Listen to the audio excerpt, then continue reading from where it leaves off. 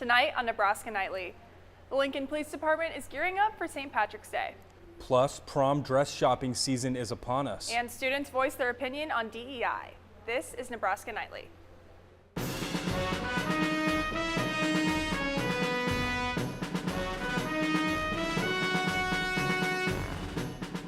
Live from the Don and Lorena Meyer studio at the University of Nebraska-Lincoln College of Journalism and Mass Communications, this is Nebraska Nightly.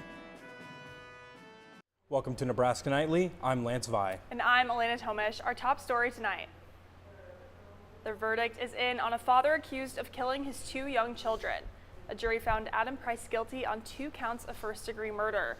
Price was convicted of murdering his 5-year-old daughter Emily and his 3-year-old son Theodore after the children were found suffocated to death in May of 2021. The jury went into deliberations at about 11:30 on Thursday morning and came back with the verdict about 2 hours later. The prosecution said in closing arguments that Price created an incriminating timeline on the day of the murders by taking the children to the park and withdrawing $1,500 at 2 ATMs. They also mentioned how Price confessed he killed his kids to Father Foley at St. James Church in San Francisco.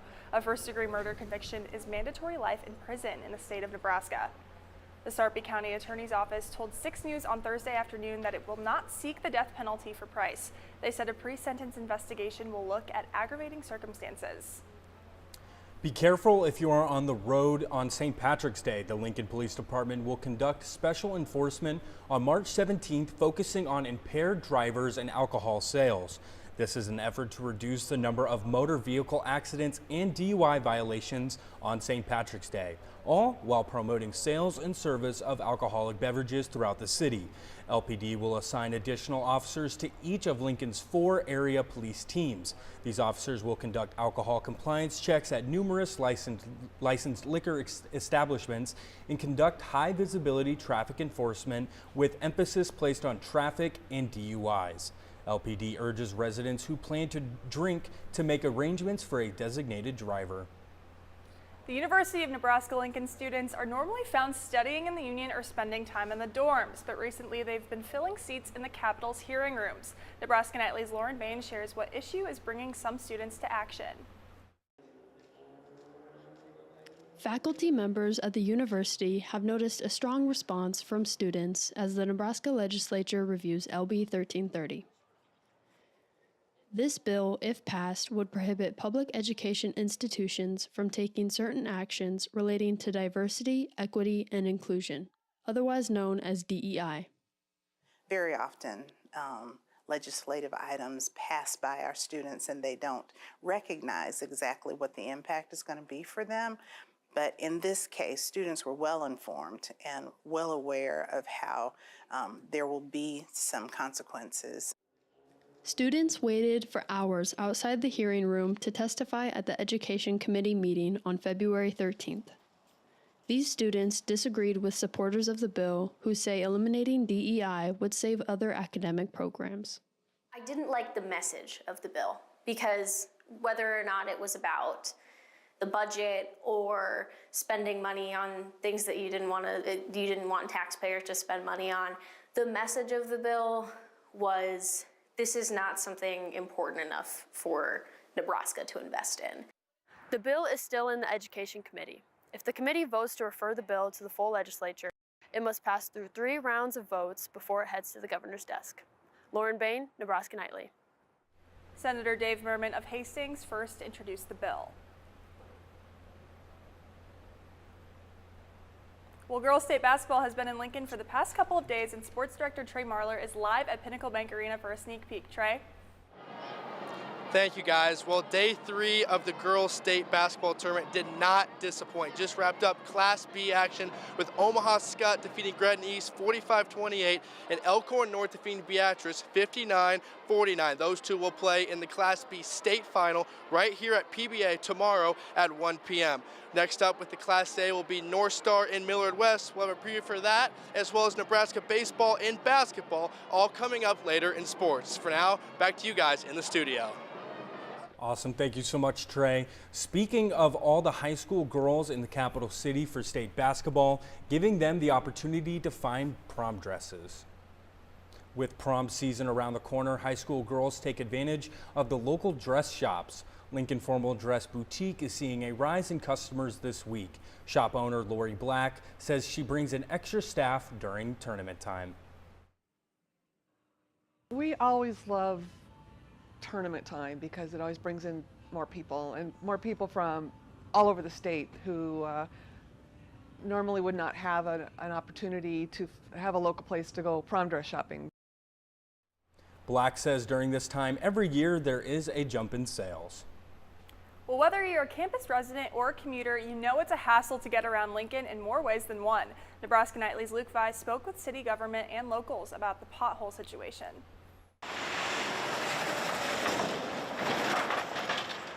Potholes are a nuisance across the country, and Lincoln is no different.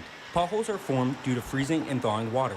Over time, this process creates cracks in the roads, voids under the pavement, and eventually deep potholes. Considered a Midwestern city, and in a lot of Midwestern cities, we have a lot of freeze, thaw type temperatures, and that means that we have a lot of high temperatures that quickly drop down to low, below freezing temperature. And so in cities like that, that's when potholes can be created. I would say a little bit more often. We're more prone to potholes.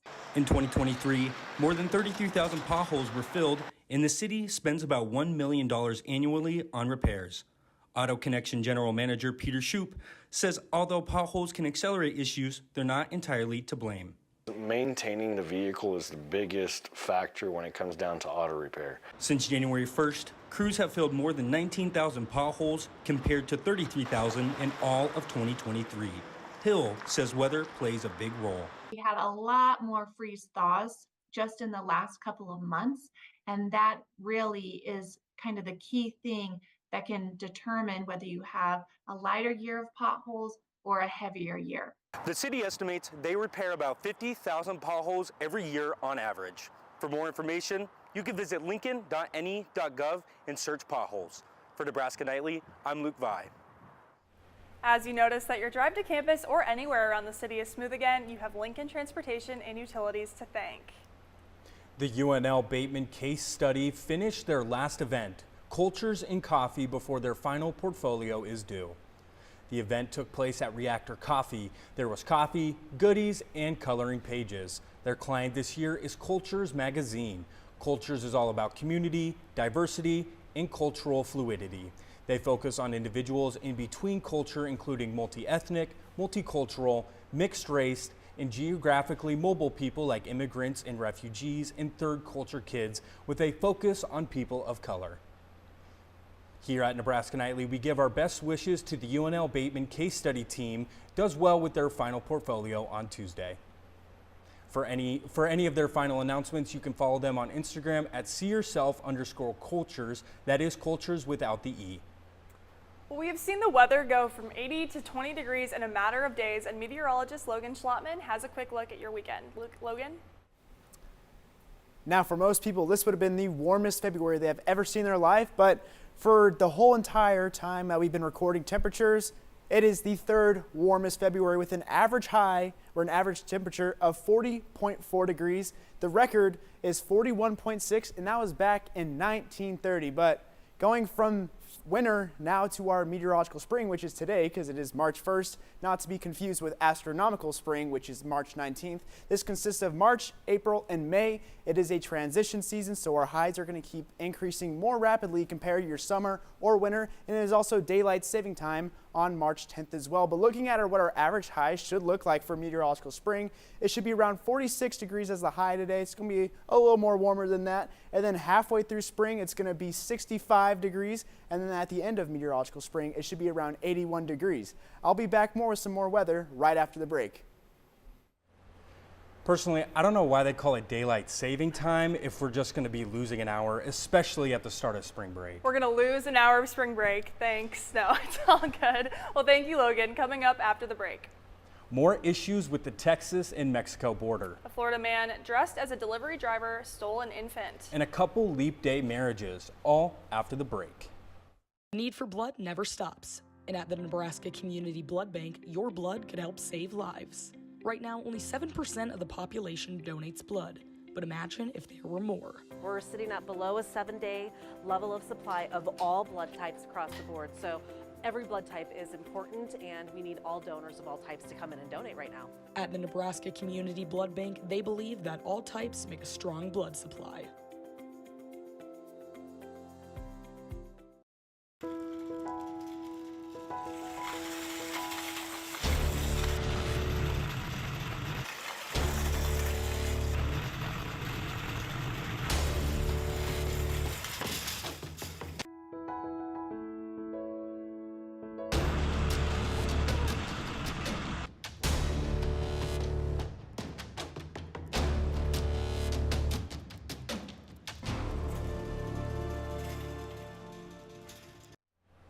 Welcome back to Nebraska Nightly, and we're hopefully welcoming back the warm weather for the weekend. Meteorologist Logan Schlotman has more. Logan?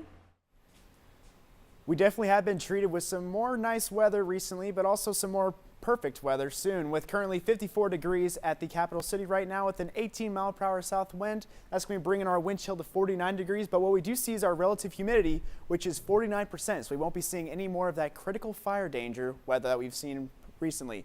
Looking at current temperatures across the state, it's going to be more warmer if you're in the Sandhills and over in the Panhandle with 67 in Scottsbluff, 71 in Valentine, then compared over to the eastern parts where we see 60 in Grand Island, 54 in Lincoln, and 56 in Omaha. This is due to a lot of the cloud coverage that was covering most of that southeastern area, keeping those temperatures at a low. But looking at satellite and radar currently, we have no clouds going from Texas all the way up to Minnesota, just some more rainstorms going from Alabama all the way up over to the Carolinas, giving them a decent amount of precipitation. While in Nebraska, as we zoom in, look at that, no clouds anywhere, just maybe a couple of some more cumulus over up in the Panhandle. With the NAMST model, our medium range, showing for the next 60 hours, no precipitation over in the capital city, just maybe some small 5–10% over in the Scottsbluff, Sandhills area, bringing some more precipitation. But here in the capital city, we will be seeing some precipitation in the next coming days, with 20% logged in for Sunday, Monday, and also Wednesday as well, while Thursday and Friday we see more of an active weather pattern come in, bringing those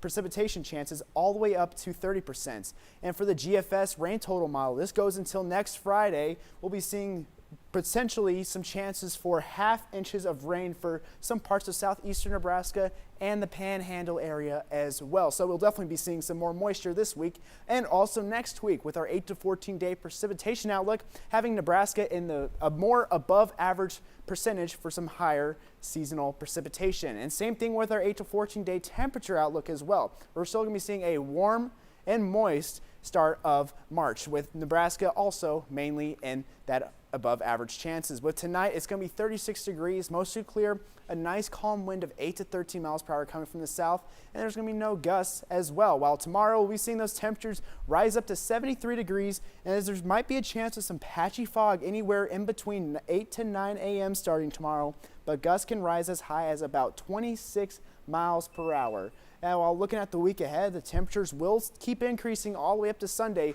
where we have a chance to break some records. With the record on Sunday in Lincoln is 78, so look out for that. But a cold front will come through on Monday and keep cooling those temperatures all the way down to 48 degrees on Friday. I'm Logan Schlotman with the weather, and we'll take it right back to the desk. Experts have found a new report that the number of deaths from excessive alcohol use spiked during the COVID-19 pandemic. The new report comes from the U.S. Centers for Disease Control and Prevention on Thursday. Researchers found there were an average of 488 deaths per day during the pandemic due to excessive drinking. The increase in deaths related to excessive alcohol use seemed to hit all ages. The CDC points to more permissive policies that allowed alcohol deliveries and carry out drinks during the pandemic. That's in addition to stress, loneliness, social isolation, and mental health issues. Well, in Texas, it's a day of dueling border visits. Both President Joe Biden and former President Donald Trump traveled to the U.S.-Mexico border on Thursday as immigration remains a key issue in the 2024 presidential race. The trips come as the White House considers new restrictions on border asylum claims. And as Mike Valerio reports, the former president returns to a theme which helped propel his 2016 campaign. Nice weather, beautiful day, but a very dangerous border. We're going to take care of it. In a remarkable moment, a current and former president visited different sectors of the U.S. southern border on Thursday, highlighting a central issue of the 2024 presidential race, border security and surges of migration. Former President Donald Trump traveled to Eagle Pass, a flashpoint in the border security standoff between Texas and the federal government. It's where Republican Governor Greg Abbott had the National Guard install razor wire and physical barriers, bypassing federal authority.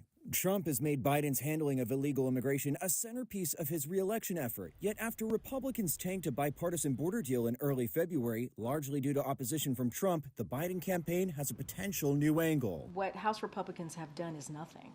Absolutely nothing. If anything, they consistently get in the way. Biden's Brownsville visit comes as he considers new executive action to restrict migrants' ability to seek asylum at the southern border if they crossed illegally. The action under consideration appears to be an extension of some of the toughest measures in the failed border bill. I'm Mike Valerio reporting. This has been an ongoing issue for the U.S. The southern border is a matter both parties needed addressing. A Florida couple has been arrested in Washington state after attempting to kidnap an infant. Authorities in King County say one suspect disguised himself as a delivery driver in order to pull off the abduction. Paul Rivera reports the couple is accused of traveling across the country to kidnap the baby. You see it in the corner of your screen. There it is, caught on camera. Someone running off holding a red bag. Authorities believe these are the moments a 7-month-old baby was kidnapped. It's unusual to see a case like this. Casey McNerthney with the King County Prosecuting Attorney's Office provided us the documents that detail the crime, where a man and woman were accused of traveling all the way up to Federal Way from Florida. When you have allegations like this, you've got to act on it right away. Authorities say the incident happened on February 20th at this apartment complex. The man identified as Chun Ho Vincent Lai allegedly posed as an Amazon delivery man, holding a box, knocked on the mother's apartment door. When she opened, the documents say she was punched multiple times. Marley Ardila Orego, who officials say is a cousin of the mother, then entered that apartment. The mother was tied up, a 2-year-old child's mouth was taped shut, and off the duo went with the baby, according to the charging documents. Federal Way Police and the FBI got involved, and the search was on. Officials said FBI agents were able to track the woman's phone, the victim's stolen phone, and found a previous domestic violence incident in Florida, which linked the FBI to the car. Ultimately, the two were found in Grant County and arrested. They were held on a $750,000 bail. When you have so many felony charges, we think that a high bail is absolutely appropriate here. The two were facing the following charges, which includes first-degree kidnapping, first-degree burglary, assault of a child, and robbery. Unfortunately, the 7-month-old baby girl was unharmed in the incident and was returned to her parents. Well, Thursday was Leap Day, an extra day we get in February that only happens every 4 years. Several couples in Des Moines, Iowa decided to use that special day to leap into matrimony. Nicole Tam was there as they all said their I do's in front of their family and friends. Dozens of people suited up for the special occasion on a date not many can call their anniversary. The couples lined up on stage, joined hands, exchanged vows, and officially got married. This special wedding was hosted by radio station Star 102.5. Kayla Mikosh from Grimes was the first bride to walk down the aisle. She and her now husband Andrew have been together for 20 years. Other couples say tying the knot on Leap Day felt right. It is an anniversary they certainly won't forget. I'm hoping he just spoils me the 28th and the 1st. Let's just do both days. Yeah. The whole day has been so unique and special, so of course the fitting wedding cake would be a leaping frog. Personally, I don't know how I'd feel if I had to wait 4 years for my wedding anniversary. Every 4 years at that. And every other year, do you celebrate it on February 28th or March 1st? What's the right day? I don't know. To I feel like celebrate it gives them a little bit of flexibility, so if he forgets it, you know, it'll be in there somewhere. So. Oh my goodness. Well, coming up after the break. We will take you live to the girls' state basketball tournament at Pinnacle Bank Arena. Trey Marler is there with sports. Husker baseball is looking for another road series win. All after the break. Okay, so how about this much? I don't know. Well, how about this much? I don't know. How about... Actually, I don't know. Okay, maybe this much? I don't know. The very tip of your pencil, a fraction of a raindrop. 3 grains of salt. That's how much it takes for a dose of fentanyl to become lethal.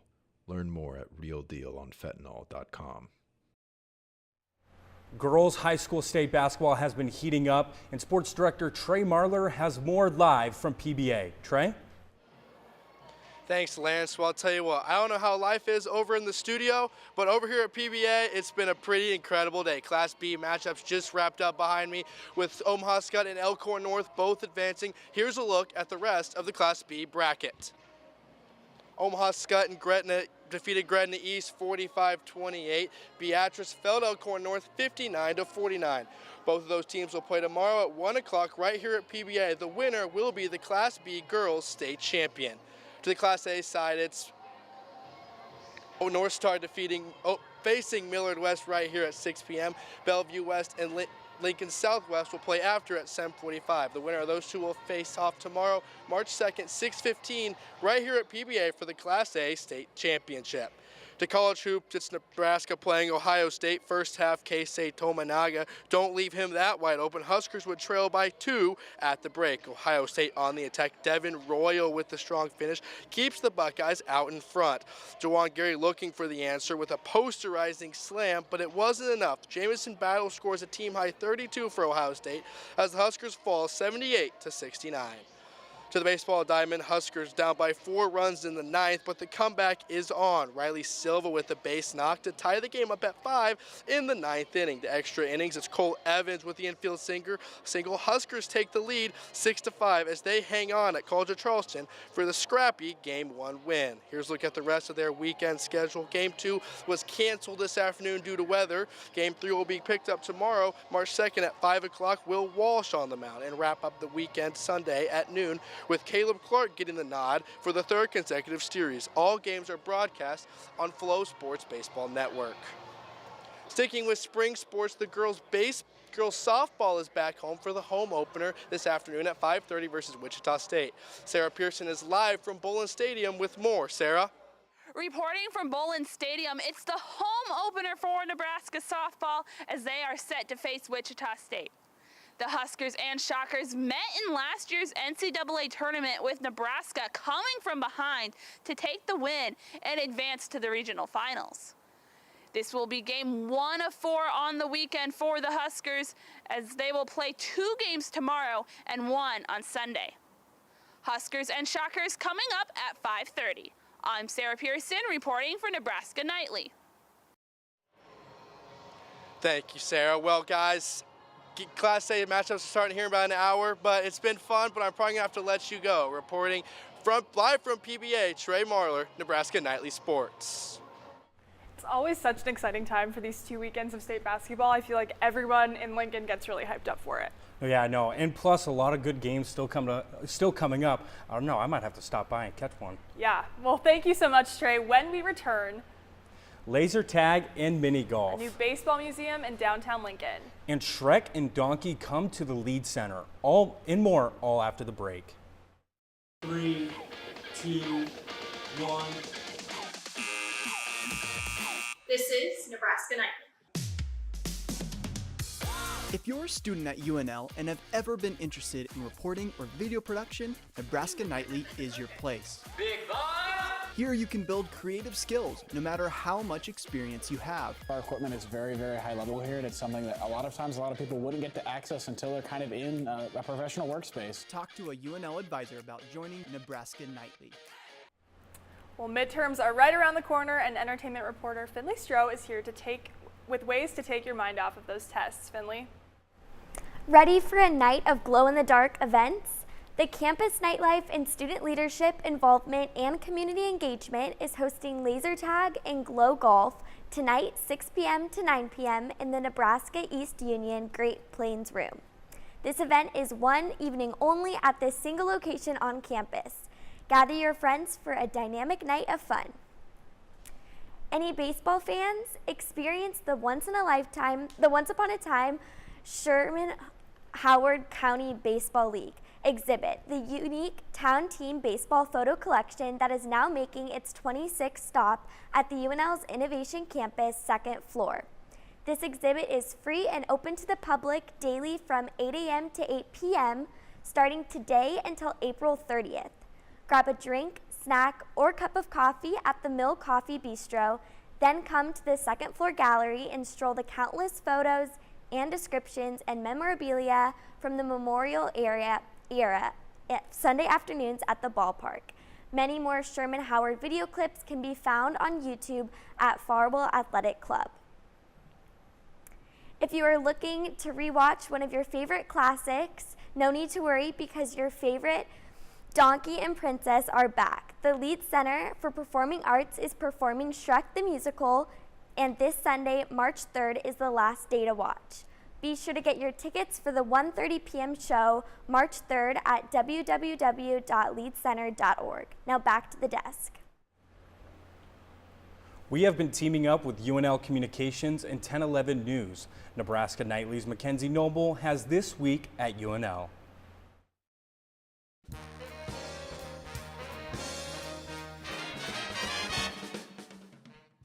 A surgical robot developed at UNL gets one step closer to the operating room. UNL made history in February when a research team successfully tested the first surgical robot in space aboard the International Space Station. Now the Mira, miniaturized in vivo robotic assistant, has earned marketing authorization from the U.S. Food and Drug Administration. The approval clears the way for commercial use on adults undergoing colectomy procedures. Husker engineering professor Shane Ferreter developed Mira with a professor of surgery from the University of Nebraska Medical Center. There are a lot of places in the U.S. where, rural hospitals, critical access hospitals, remote areas that don't have access to specialists. And if you could perform telesurgery like this, where you could have an expert dial in from a larger city into a rural area and assist with some surgical care, I think that's got huge advantages. Ferreter predicts a future in which every operating room on Earth is robot ready. A UNL study finds that concussions alter the connections between parts of the brain. Researchers at UNL's Center for Brain, Biology, and Behavior use a functional MRI to scan the brains of student athletes at the beginning of the season, immediately after a concussion, and again after they are cleared to play. To the researchers' surprise, communication between some parts of the brain increased within the first 2 days following a concussion, while other connections, especially regions dedicated to visual processing, immediately declined. CB3 does brain scans of all Husker football and soccer players at the start of their seasons. The results of the study are published online in the Journal of Neurotrauma.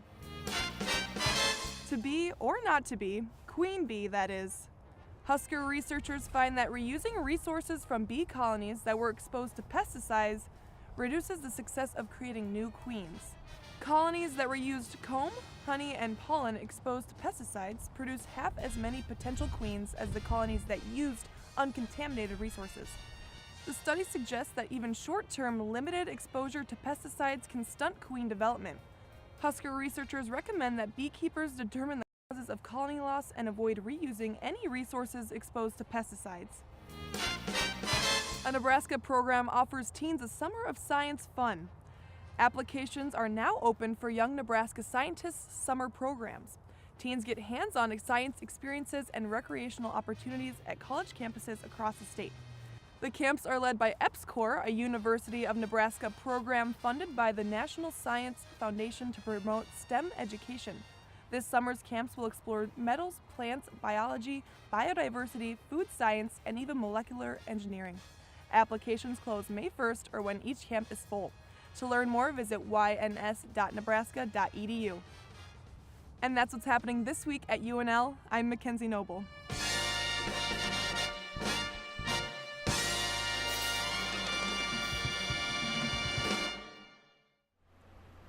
To be honest, I'm really happy that we get to work with UNL Communications and 1011 News and get to do This Week at UNL because there's just so many cool things happening across campus. I like to think I'm pretty in tune with campus, but there's always things I just have no idea about. So, Nebraska Nightly is a student production of the University of Nebraska's College of Journalism and Mass Communications. Thank you for tuning in, and we will see you after spring break on Nebraska Nightly.